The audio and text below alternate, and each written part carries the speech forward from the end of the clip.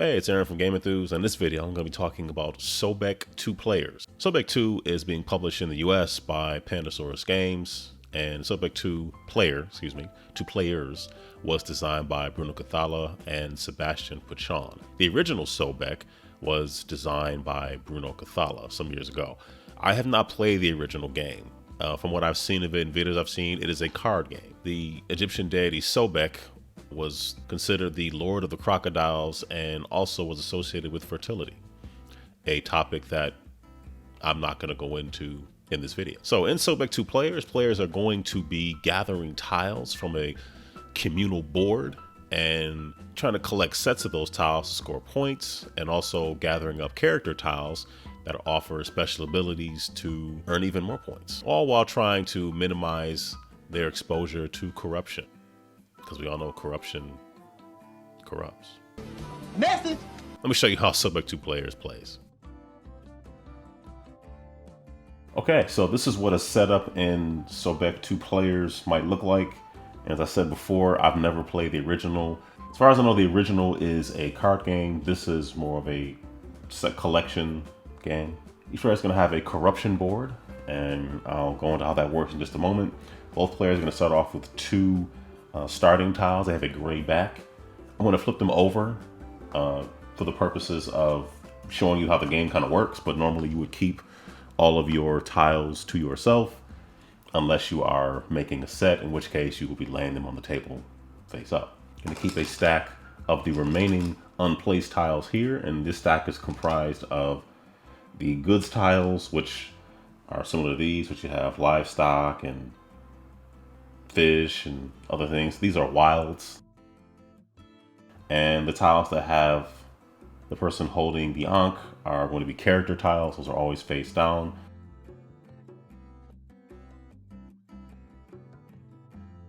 The ankh is what's going to be used to take tiles and are going to pivot to the direction. These are Pirogue tokens, and should you make a set, you get to pick, I think you get to choose any one. I think you get to flip them all over and pick the one you want.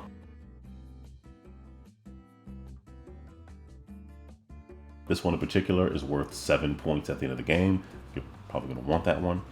Game also comes with this nice bag, and this bag is full of Devin tokens. The bag is also called the Devin bag, and the Devin bag is going to be full of tokens. There are certain tiles that have the Devin token logo on them, and out of all of these, somehow I managed to put one out that have the Devin token. Really odd. All right, when you get a tile, say I got this one, I could either choose to keep it in my hand to be part of a future set, add on to an existing set, what have you, or I can just discard it immediately and reach into the Devin bag and take a Devin token.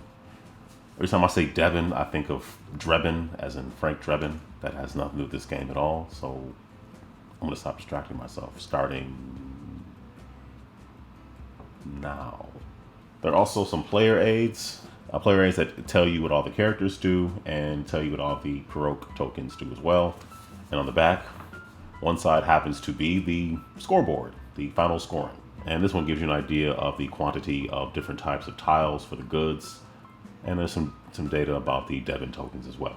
The scoring card also shows you how you win the game.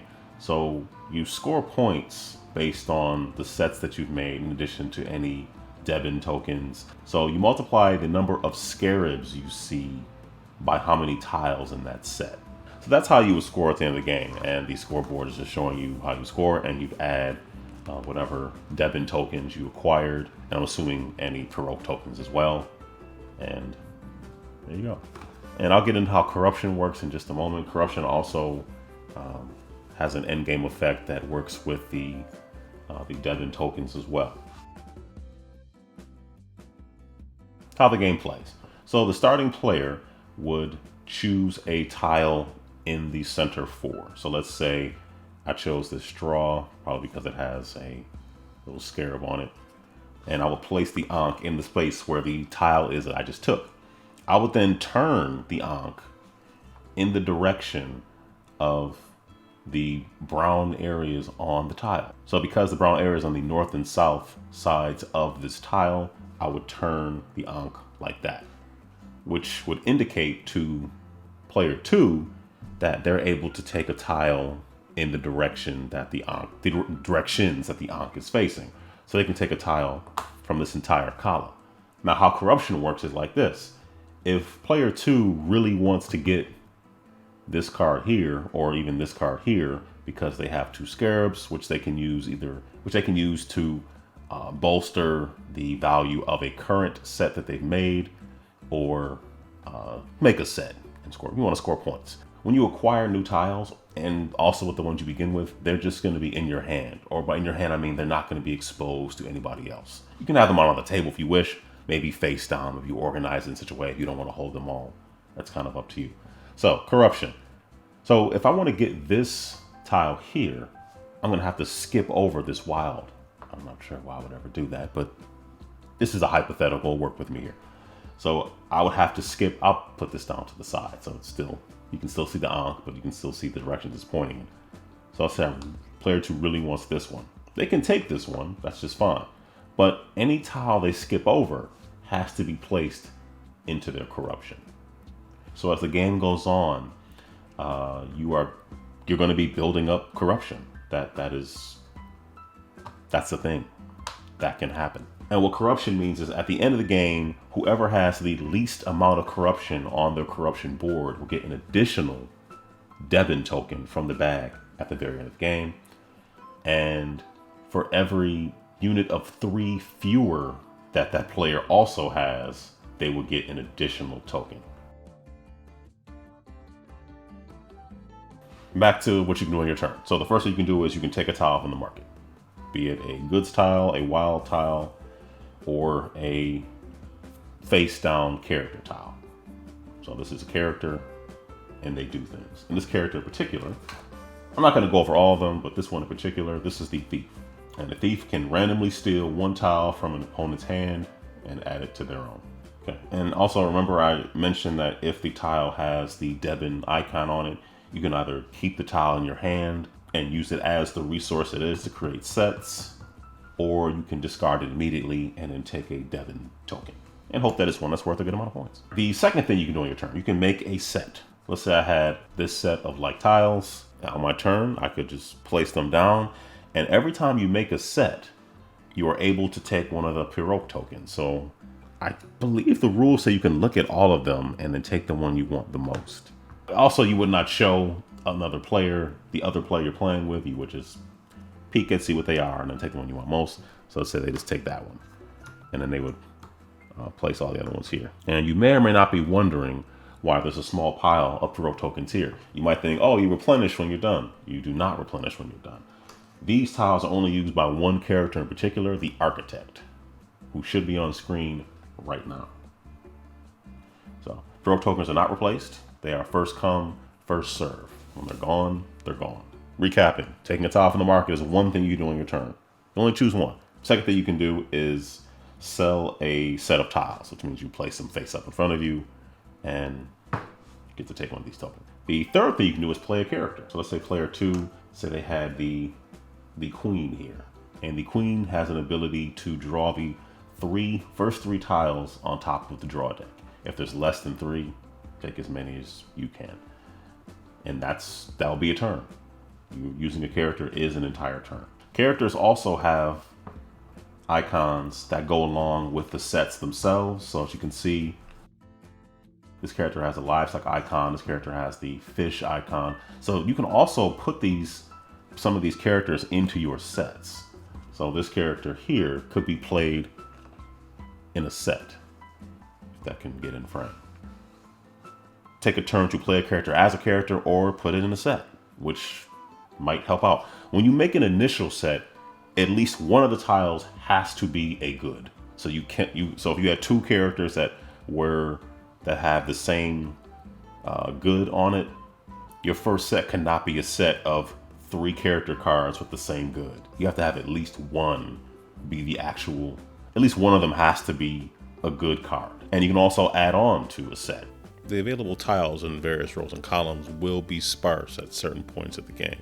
So next player's turn, they will be unable to take something from this row, which means you would then draw tiles to the top of the draw deck and repopulate every tile on the whole board And much like at the beginning of the game, once everything's repopulated, the next player would then draw one of the 4 tiles from the center. The game essentially ends when one player cannot take one of the reactions, meaning they cannot take a tile from the market. It probably means that enough replacements have happened to a point where there's not enough replacements to fill in blank spaces. They cannot sell a set of tiles, and they cannot play a character. So once that happens, that triggers the end of the game. And that is how Sobek 2 essentially plays.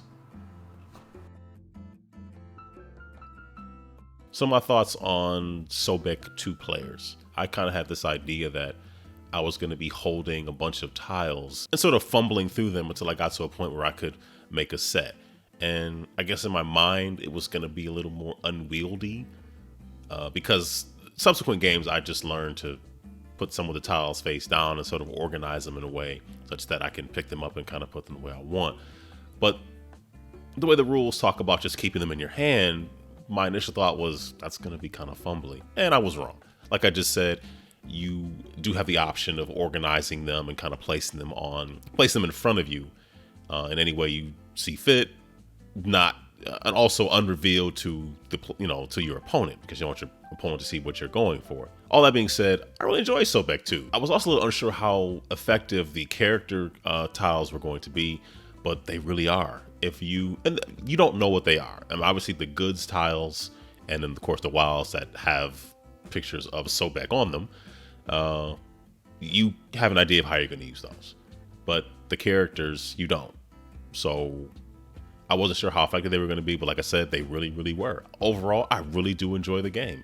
It's not a long game. It's overstay its welcome. I do like the idea of the accessible tiles lining up with where the Ankh is pointing.